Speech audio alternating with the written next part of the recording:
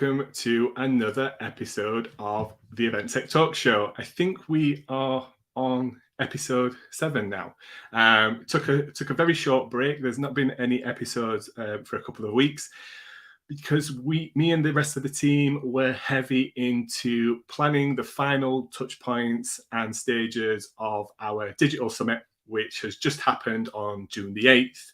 I think we had over 1,000 attendees from companies like PwC, QuestX, Clarion, Deutsche Bank, Bloomberg, just to name a few. We had some amazing speakers on talking about trade shows, the future of trade shows, the future of engagement. We had a brilliant session by Julia Solaris, a session that we brought back from, I think it was Event Tech Live 2015, where the audience and attendees got to ask him any and all questions. So a really insightful session. All of that content is now available on demand, totally free of charge. So if you head over to eventtechlive.com, hit the summit menu item, you can register and access all of that content on demand. My special guest today is Jimmy McDonald. Now, Jimmy founded the London Design Fair back in 2006, which hosts the largest collection of international exhibitors, designers, and brands during London Design Festival. He's also the founding director of Design Fair Asia, as well as a fellow of the Royal Society of Arts. And in 2018, he was listed as one of the Evening Standard and Citibank's 1,000 most influential Londoners, which I think just in itself is an amazing achievement. There's a lot of people in London. More recently, he was appointed as Global Fairs Liaison Director for a platform called Ribbon. Ribbon are a San Francisco-based e-commerce platform. So with his years of experience, Jimmy will take the lead in developing new revenue opportunities for trade shows at Ribbon. Jimmy, welcome to today's episode. Thank you for joining me. Thanks for having me. So who did you have to bribe to win top 1,000 most influential people in London? That's quite the achievement, mate. Well, I'm quite. I know some of the editors at the Evening Standard, and they were being extraordinarily kind. And when I got the call up to attend the event, I thought it was just a million other events that I'm invited to. I didn't know I was going to be a recipient until I got there. Oh, what a nice surprise! How cool is that? It was very nice. Really cool. Very That's nice. Awesome. Yeah. Before we get into the future of hybrid e-commerce, as yes. so eloquently put it, and trade shows and tech and platforms and everything that needs to happen in the industry, could you just give us a little background about how did you get into events? What gave you the initiative or the inspiration to start London Design Fair back in 2006? How did you get started? So that was a really simple progression into trade fairs. I trained as a designer, so I am an interior designer. And my wife trained as a product designer. And neither of us wanted to do New Designers, which was the sort of official annual graduate fair. So we set up a little student show on Brick Lane. And we quickly realized, if we had a few more exhibitors, it might become a go-to show during the graduate season. So we very naively jumped in a car, drove to 10 universities in the UK, and persuaded all the students to join our show instead of New Designers. So we really had no idea we were getting into trade fairs. And that went very, very well. And the British Council invited us, myself and Rachel, to curate the British presentation during the big Milan Furniture Fair, which was an enormous win for us and got us loads of press. And then the big interiors trade fair of the day, 100% Design, invited us to bring the graduate emerging component to 100% Design. A year later, I proposed a joint venture with Reed Exhibitions to launch a fully blown, massive emerging designers show in East London, which was called Tent London. And then we ran that for about 4 years. before all the bigger brands wanted to start joining the show, but they weren't a fit. So we added on another show called Super Brands London to service the Italian egos, provided a platform for Italian brands. And then, over the years, everyone just introduced me as the guy who runs the London Design Fair. So eventually we just rebranded the whole package and called it the London Design Fair. And it did become, and it was the biggest fair during the London Design Festival. So that's how we got into it. So just like everybody else, totally Absolutely. by accident, fell Stumbled into it. upon it. Yeah. The venue on Brick Lane, it didn't happen to be the Old Truman Brewery by any chance? Oh, yes. Yes. See, all the best events are launched at the Old Truman Brewery. They really are. Well, the venue's interesting even when it's empty. Yes. Right. Challenging and interesting, definitely. Definitely challenging. I'm really looking forward to doing a massive show in a venue with no columns at some point.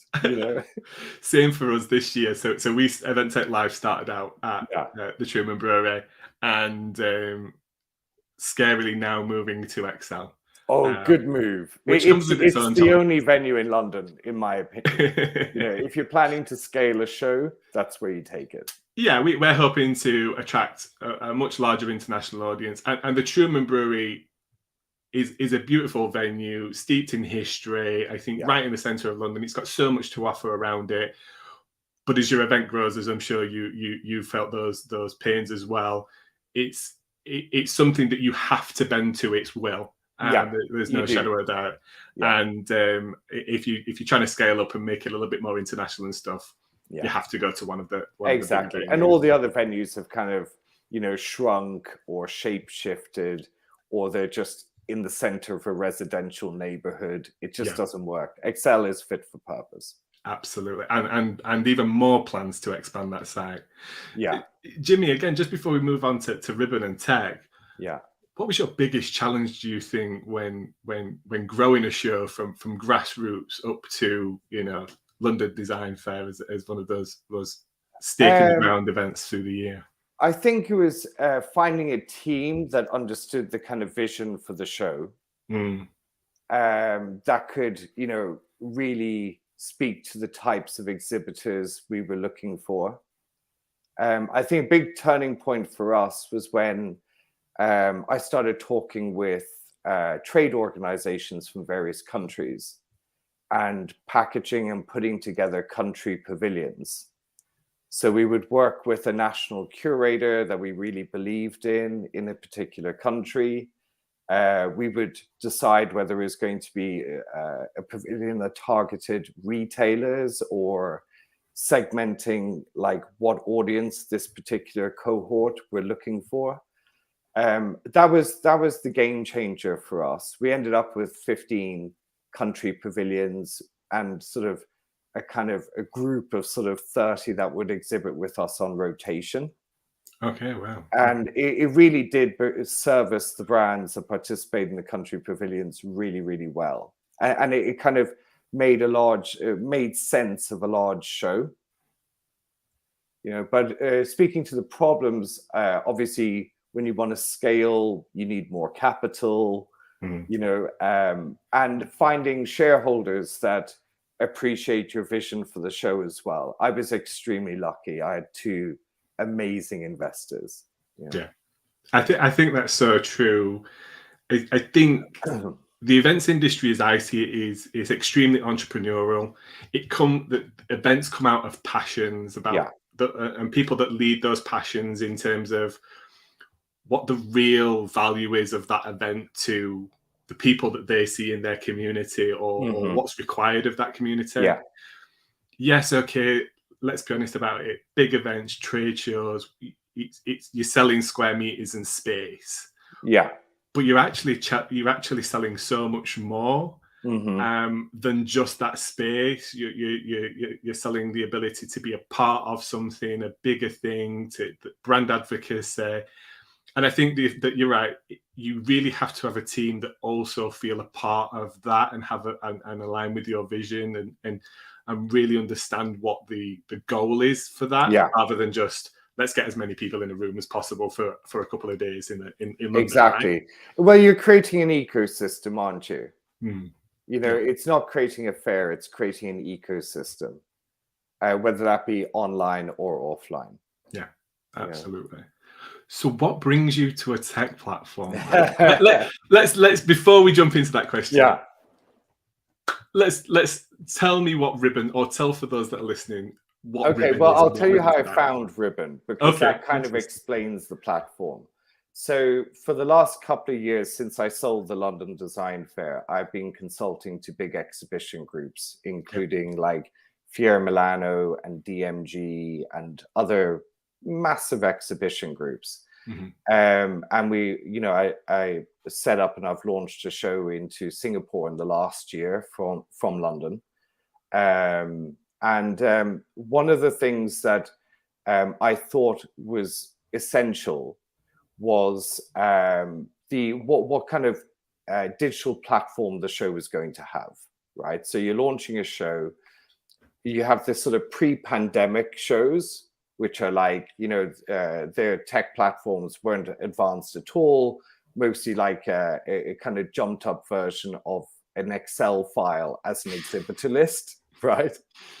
Then there was the massive scramble during the COVID period for virtual everything, and finding virtual solutions quite tricky for interior shows where it's very much touch and feel type industry. Yeah. And I was looking for what I thought was the sort of neo-pandemic solution, which was a full-blown e-commerce platform for trade fairs that enhanced the face-to-face proposition, right? It was adding more.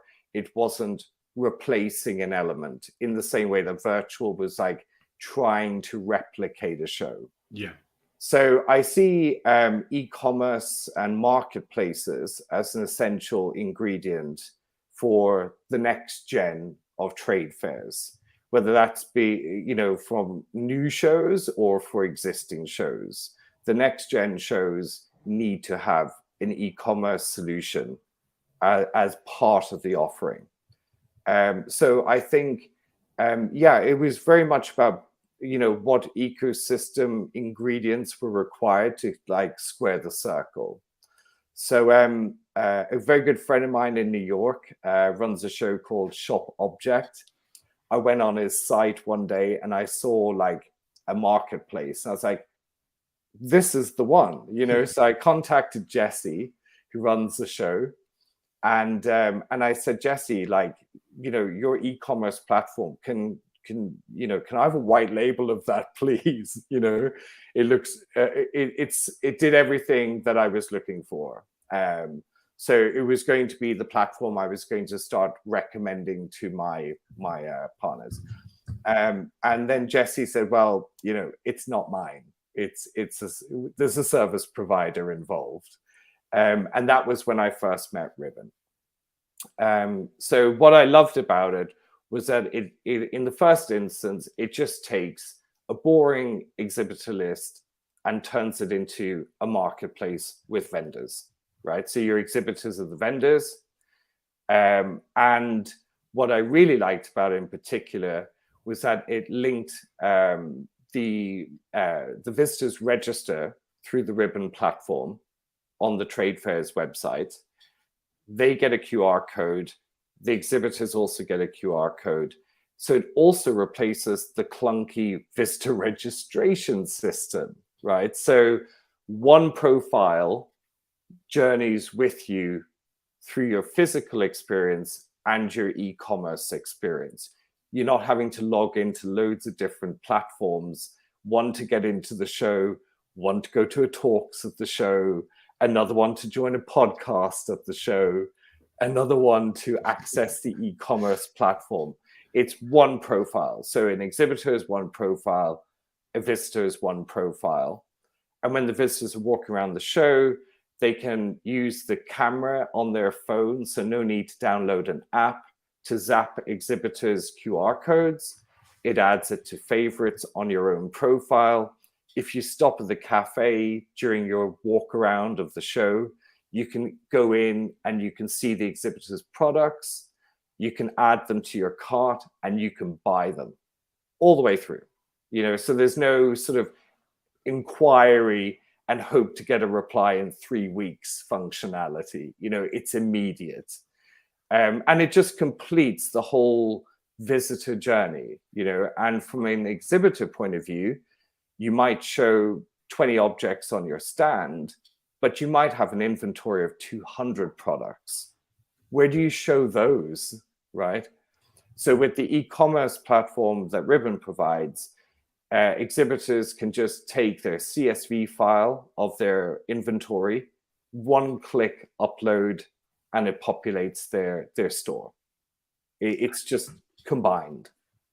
There's so much in there that I want to pick. Go on, pick please. apart. I think that first of all, I love the fact that you were looking for something and there was a platform there, because to be quite honest, there's a lot of technology that's come into the marketplace, and for somebody to have experienced and delivered events, to be in a position to look for a product and want to work with that company, I think that speaks a lot to what Ribbon are doing.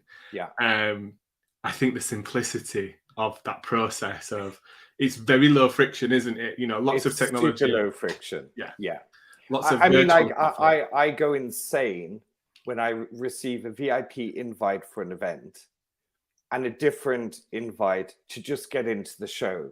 And because I haven't turned up on the VIP moment, I can't use it to get into the show. It's just boggling that it's so complicated. I weirdly went to an in-person event and had to log up and sign up to a platform that wasn't even being used for the event to access something that was actually on at the event. Like the session, my mind just went, why are we still here? But yeah, everybody carries a phone around with them, don't they? They don't need teaching how to use that phone to open the camera app, which everybody uses pretty much on a daily COVID basis. solved that problem for us, didn't it? Right. So even my 86-year-old mother knows how to zap a QR code. And isn't it funny? QR codes are relatively old technology, but they still have a place and they can still be used to amplify the power of a platform like Ribbon and to be that access point. I think that's super cool. I think one of the other things there, Jimmy, that really sings to me, and maybe the other exhibition organizers out there that are listening to this are gonna kill me, but maybe this is where Ribbon comes in, is that the focus has been very much on sell as many square meters and grow the show as large as possible, isn't it?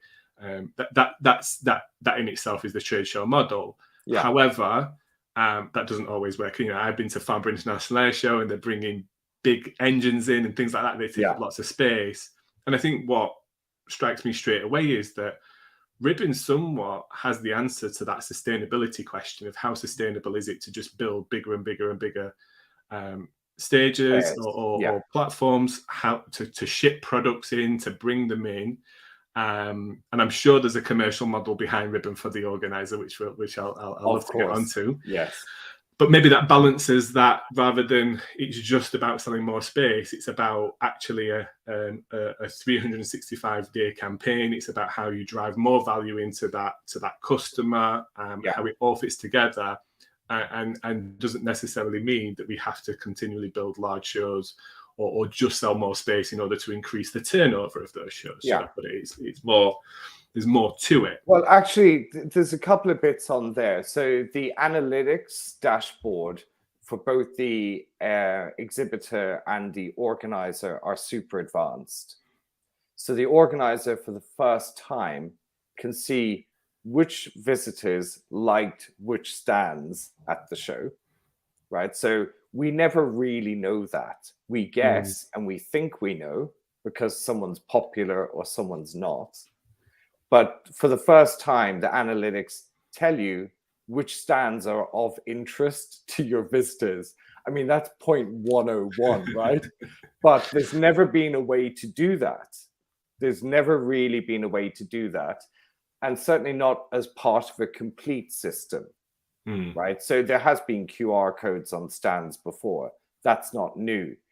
What is new is the analytics and the linking through to sales. You also don't have to guess who your VIPs are anymore. You can see their transaction values, right? Interesting. Yeah, very good point. So that's very important. You can see how the show is doing year on year in terms of generating actual sales. If a type of exhibitor isn't appealing to your audience, you can swap them out if you have a waiting list. There's lots that you can do with the analytics that I would have loved to have known about when I was directly running the London Design Fair. I would love that. And then from the exhibitor perspective, they can be invited by a visitor to join a Zoom call through the system. So they don't have to go to yet another platform or a calendar or whatever. They can just book an interaction. That could be a call, or it could be a live a video. There's lots of ways they can connect, and the exhibitors can decide whether they want only trade buyers. So they can set minimum order numbers per products, which immediately turns into a trade only platform. Yeah. Or they can say, well, I don't care who buys this, so I'll just put the product as available as a single unit at a higher price, so you can really play with the profiles. But I think the beauty for the exhibitors, because we know, and I definitely know, that brands sell across many, many different channels now, the ability to kind of seamlessly take your CSV down from your own site and then just drop it in totally updated, a download and an upload. That's great for product management. It's like inventory management. So I really love it. I see the power of what it can do for a fair. I can as well. I'm just thinking about things like the growth of direct-to-consumer brands, Gymshark, in apparel, others that, MyProtein, these brands that have been born out of, a warehouse and then a manufacturing facility and selling online direct-to-consumers. Yeah. This seems to me that this would be so in their comfort zone of we're going to an event, we understand there's an audience there for us, but we don't want to be able to just sell what's there. We want to be able to sell wholesale and trade and things like that, and then taking those orders. And then just second to that, I mean, this must be a rebookers and sales team's dream on a show. I mean, there's none of those. Oh, it's been okay. We're not quite sure. We'll have to see what it's like when we go back. It's like, no, you've done 10 million worth of sales. Yes. You've been here for the last 2 days. Well, one of the shows in the US that we service, they do 6.4 million through the platform. Wow. I mean, so it works. When I saw that kind of closed the deal on joining Ribbon, because I could see it actually worked, because there's lots of platforms. But when you see those types of figures going through a platform for a trade fair, that's an interiors fair, it's working, and then you can see, as an organizer, you can see what sales were like year on year. You can compare. You can also see where sales peaked because you sent out a newsletter to market some of your exhibitors. And then if you see a little uptick in sales on the platform, your marketing's working. There's so many things it feeds into.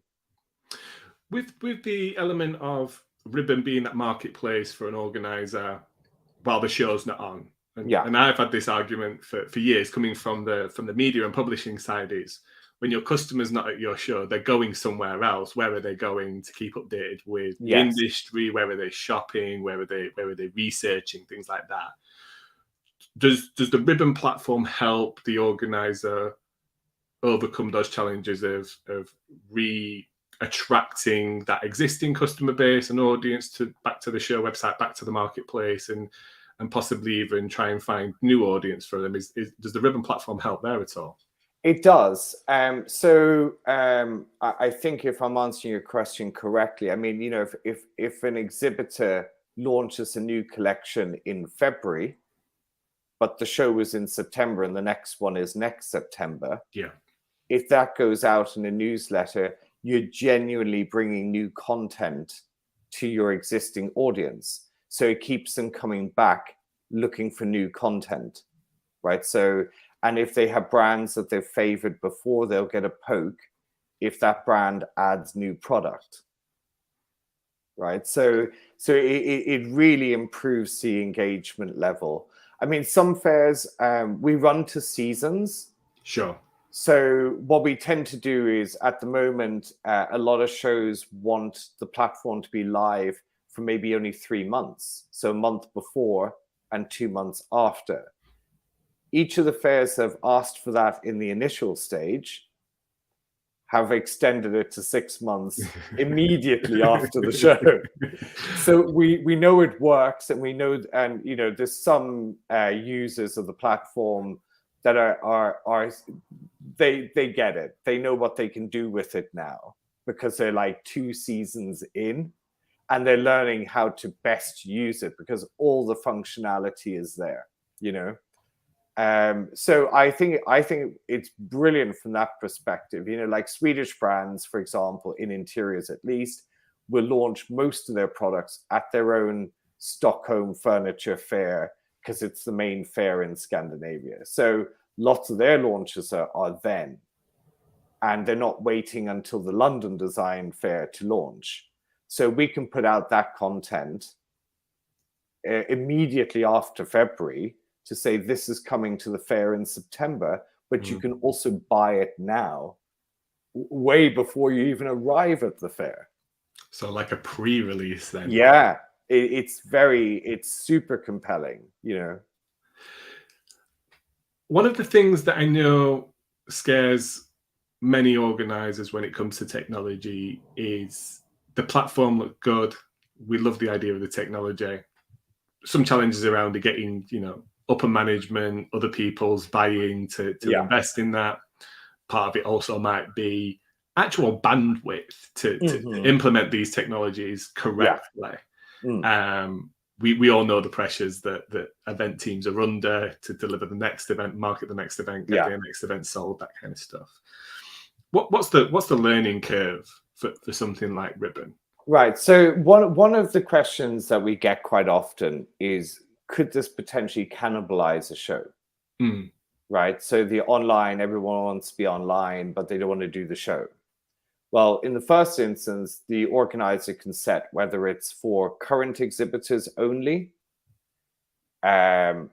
previous exhibitors, or exhibitors they're trying to sell a stand to in the future.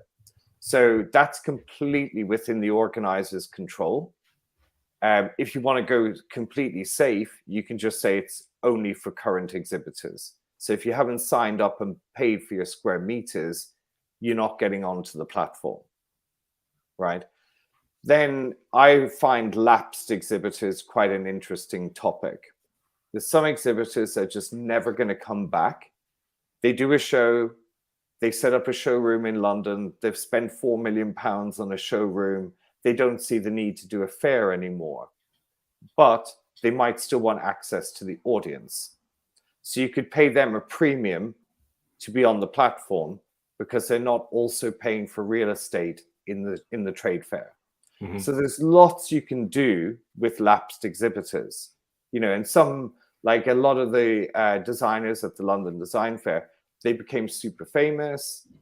They design for other brands. They don't need to do a trade fair anymore, but they do want some kind of brand awareness, right? So it's interesting from that perspective. I've worked with a lot of big organizing groups like Fiera Milano, DMG, and people like that, and I know it's tricky for them to move on this. It can be, even if they like it, as you said. So what I've been doing is I've been looking at portfolios of exhibitions, because sometimes there's like a massive hidden opportunity as well. So if you had 4 fairs that are at different times a year, but they're all roughly in the interior space, each of those shows could have its own e-commerce platform, provided by Ribbon, of course. um, but we were actually talking to a couple of organizers who want us to create a 5th platform that isn't connected with the show at all. Interesting. Where all the exhibitors from the other 4 shows can coexist on one new platform. So we're actually beginning to kind of work with them to create new businesses that aren't fairs, right? And it makes complete sense because the visitor crossover is quite often common. But if you're doing a bathroom show that's for architects, it's very different to doing an interior show for accessories. But there is some definite crossover, right? So this is something interesting that's emerged. And then we also have a scenario where some of the trade fairs organizers or venues, they run the registration system at the front door for the fairs that operate in their venue. So they're thinking, well, what service can we offer to the fairs that occupy our venues? So we're now also starting to talk to not only organizers, but fairgrounds. You know, what can they offer to their shows that can really like streamline the process? Because the registration system on a show, on an average show even, is 30, 40 grand to badge exhibitors. Well, that's a cost that just evaporates once you've set up your e-commerce marketplace. You get like literally 2 for 1.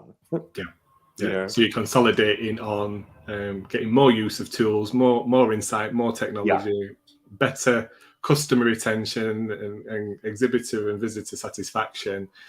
Without really, you know, introducing any additional costs. Although, you know, it's just replaced, isn't it, by an existing cost center within. Well, actually, I'll tell you how the cost structure works.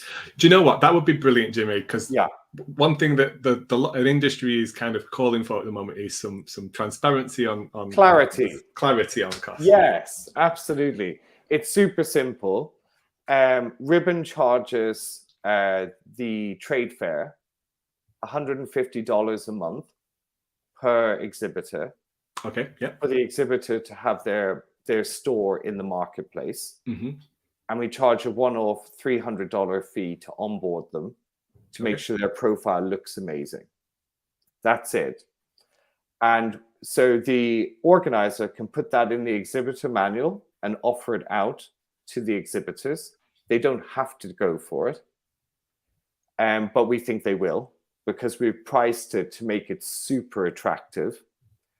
And then where the organizer can generate an additional revenue stream, which is what all the shows in the States do, is they mark up our package to the exhibitors. So instead of it costing $150 a month, they charge $300 or $450. And thereby creating a brand new revenue stream whilst also providing a better service to their exhibitors.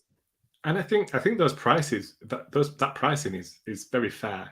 I love the fact that you do a white glove service of onboarding. I think that's one area that often we've all seen floor plans that are half filled with profile information, and you know, the customer service requests of I can't upload my video, I can't get this image to sit right, and all that kind of stuff. That to me is $300 very well spent. It really is. It really is. And it also means that we don't put any pressure on the fair team. Right. So my team would not have been able to manage all of those problems. But with Ribbon, with the onboarding, you're not putting any burden on the fair team. So they can carry on selling square meters and they can carry on marketing the show, but with better tools. Absolutely.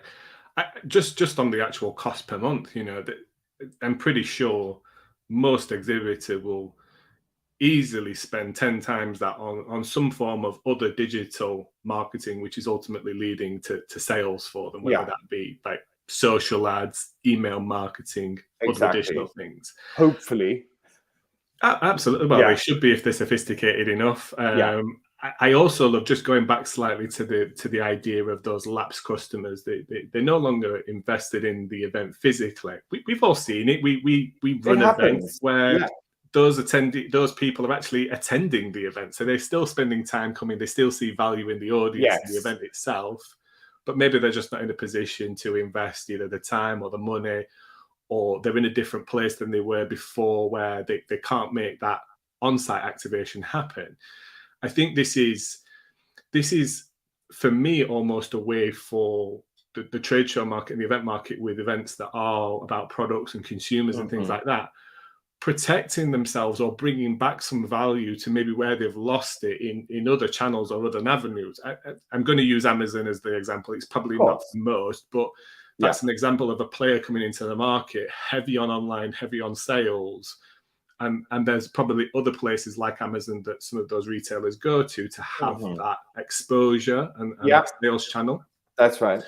This is just another string to the bow for the organizer, right? It's another revenue stream. It's another And value it's add. integrated into their own brand, Yeah. right? So it's not somewhere else. You know, you're not sending your exhibitors, your valuable audience, to a temporary marketplace that you have on Artsy, for Yes. example, Yeah. right? Which is like, we do service art fairs as well. So our three main verticals at the moment are design, as in interiors, apparel, fashion, and high-end art fairs. And we recently had a really good win in the States on an art fair, who had a separate e-commerce solution, separate registration, separate VIP system. And it took us about 10 minutes to convince them that wasn't a good idea, you know? But I think I really like the idea of looking at lapsed. Mm. And I think COVID has created many, many, many more lapsed exhibitors. I think the other area to probably look at is, if we looked at the inquiry pool of all those companies that have inquired about exhibited but never taken that initial step. I mean, we ourselves had that experience with Event Tech Live, funnily enough, when the pandemic hit and we produced a totally digital event.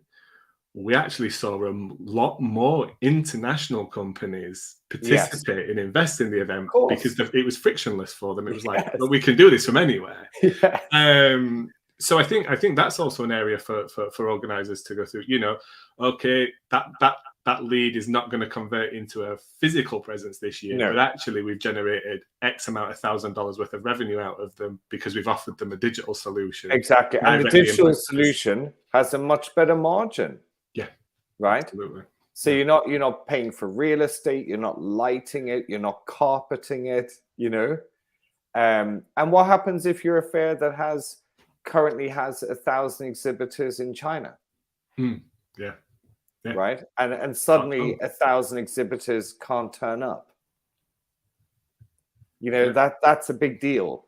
Yeah. And I don't mean to be negative about it, but COVID is not gone, I think the thing that COVID taught us, Jimmy, as an industry, is that if you have all of your eggs in an event basket, yes, you are susceptible to certain world economic things happening that can affect your bottom line. Yeah. And I think many organizers are now very much more proactive in the fact that they need to add layers of service and supply and redundancy into their business so that they don't, or are not as affected in future should those things happen again, right? Yeah. No, absolutely. And why wouldn't you want to move on to the next clear and obvious new revenue stream with trade fairs? Yeah. Why wouldn't you? Yeah. If it's your business, you need to evolve it continuously. And virtual was nice, it was novel, but it's not a solution. No. And I think we also sometimes, everybody's focused on virtual. Yeah. But when it comes to event technology and digitization of event businesses, Yeah. there's so many more layers to that onion, right? Isn't there? Like Yes. virtual and streaming content and online platforms to network is just 1% of it. There's Yes. so much more, and it's really nice to see companies like Ribbon really tackling, you know, value add, but also overcoming, you know, challenges of how do we service customers in the 11 months that they're not spending money with it potentially. Exactly. You know, and you know, during COVID as well, more brands did find digital channels through which to sell their products. Yeah. Right. So, and everyone's super familiar now with buying online. Okay, whether it be a trade purchase or a consumer purchase, it's super commonplace. Everyone gets it. They know what to do. You know, the mystery is gone. You know, but I just think, you know, also there's quite a few like emerging exhibitors at shows that don't have their own audience, right? So them having their own e-commerce platform sitting over here on the web with no one going near it, I could actually see in the future a time where their profile on the Ribbon platform for a show could be where they conduct all their business. Mm-hmm. You know, I could see that easily. I could see that happening, you know. I think there's so many businesses that launch and want to do events, right? They want to get in front of customer and prospects, and they want to showcase their products, and they want to get that feedback as well. But often for new businesses, there's an element of risk to it, isn't it? Because of time and investment and things like that. And therefore the pressure is on to see that direct return from that event straight away. Yeah. And for me, what strikes me about Ribbon is that tool is there to support them to see that immediate return, to see that immediate pull through. Yeah. And make, you know, almost de-risk an exhibition or trade show for new companies. Bigger companies, they can afford a blip or to not see necessarily sales for a few months out of event or something like that. But for new companies, that's often very much where they need that immediate return or quick return to see the ROI from an event. And also, you know, like you know, to lure brands back to shows, right? It is an awesome tool for that. You know, we now have a real digital solution that sits alongside the fair. Yeah. You know, whereas before, last time you called them, you were just selling them square meters saying, oh, don't worry, all the visitors are going to come back. Well, I had visitors from 37 countries to the London Design Fair. I can guarantee you they weren't all coming back to the show. And what a great marketing opportunity as well to bring those people that do buy online or engage with the marketplace into the event in future, right? It's like, well, absolutely. I've been reading quite a lot about the sort of O2O. Okay. And it was interesting that I found the topic on Shopify of all places. So they're like, okay, so we've really nailed this e-commerce thing. What's our next business plan? Let's bring it offline. You know? So I found that really, really very interesting. And I'd actually love to talk to someone at Shopify about it, you know, and see, well, actually, you're thinking retail, but how does that work with trade fairs? Yeah. Well, maybe don't make them too aware of that. No. Don't worry, we've cornered it already. I'm sure. I don't know of many other people that are playing in the market on this side of things. Yes, there's companies helping with exhibitor manuals and the online ordering for exhibitors and things like that. But certainly from providing that e-commerce platform, it really does sound like you've got a fantastic product for people to look at. Before I ask the obvious question is, where do people go? Yeah. What might the future hold for Ribbon? Are there other areas that you feel that the platform or the team at Ribbon can develop the platform to help and support in other areas for organisers? Well, in the first instance, we're looking at what's immediately in front of us, right? Mm-hmm. Which is like we can service actually any kind of trade fair where there's a product involved. That's you know, a transactionable product involved. I haven't looked beyond that yet, but I'm very interested in the entire scene. But no, I haven't looked at that yet. Where I touched on something that I found interesting was the idea of creating new businesses for trade fair organizers that they hadn't yet thought of. So you've got loads, some organizers have 400 shows. I would love to look into those portfolios and join some dots and create some e-commerce or marketplaces for those brands, and the ecosystems are strong, like we were also recently working with an art fair, and they have 8 art fairs across the world, and their audience from their Hong Kong event might not come to their Cologne event. So immediately there's an opportunity there with the e-commerce. They actually started using webcams to walk around the show, guiding collectors in Hong Kong around a show in Germany. Interesting. On their profile. And then the tour guide was liking or favoriting or reserving the pieces for the collector. Interesting. That's so pretty amazing. The human avatar. Yes. The real world avatar. We can create an art world metaverse, Maybe that is also ribbons, 3 virtual reality gallery for all those artists out there to only for sell NFTs. their NFTs through and only things for like NFTs. that. Only for NFTs. Only just recently bought my first NFT. You did? What was it? Dip my toe into the water. Yeah. Do you know what? This sounds so basic in terms of utility. I just really wanted an NFT as a Twitter profile. I see. Okay. So I found an artist that I like, a gallery that I like. Interestingly, my first job was actually working in an art gallery. Right. Okay. Working with artists and original artists, and couples and individuals that would come in and want to either invest or just choose a piece for its beauty and things like that. So it's taken my wife 15 years to allow her to put a print up that's not a limited edition or by somebody known or something like that. She slowly worked me way down. But yeah, I just wanted a little bit of an expression of the type of art and things that I'm interested in, and that's why I bought it. For no other reason. I don't care whether it makes money, loses money, stays exactly the same as it is. It doesn't matter to me. No. I just wanted that social expression of something that I was interested in, that I liked. And that seems to fit well into that. But yeah, NFTs are an interesting one in the events industry. They really are. They really are. Yeah. I've been thinking about it quite a bit, actually. And I walk around art fairs and I think, that's an original piece of art. Where can I get the NFT for that?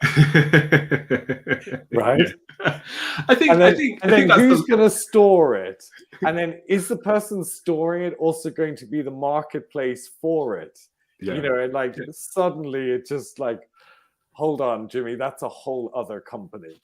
I think it will move that way. I mean, personally, I think my heart would still be owning that first edition, that one and only of it. We're going way off topic here, Jimmy, but I've secretly got offcuts of an original piece by an artist that was bought for a lot of money by somebody, and I've got that little piece framed up in my house. The piece of a piece, and it's signed by the artist as well. So maybe one day it'll be worth a bit of money. But I think the digital side is the evolution of the limited edition run, right? It's there's 100 of these, and 100 people can own them, and maybe they'll go the Damien Hirst way, and you get the choice of the physical or the digital representation. Or maybe you just get the NFT thrown in. Yeah, I mean, that'd be nice, wouldn't it? Wouldn't it? Although now I feel like we're all going to have LED screens on our walls all around the house to display these things. No. Jimmy, thank you very much for coming on. I think Ribbon's doing something really interesting in the market, and something I'm sure others listening to this will be interested in. So where can they reach out to you and find out more about Ribbon? Well, a simple email is jimmy@meetribbon.com. Perfect. Or jump on meetribbon.com. There's like a 1-minute video that explains all. It's super simple. Amazing. Thank you very much for coming on today. And for everybody that tuned in, either watching us or tuning in on Apple iTunes or Spotify or anything, if you like this episode, please share it. If you do speak to Jimmy, mention the podcast, and we'll see you in the next episode. Thanks for having me.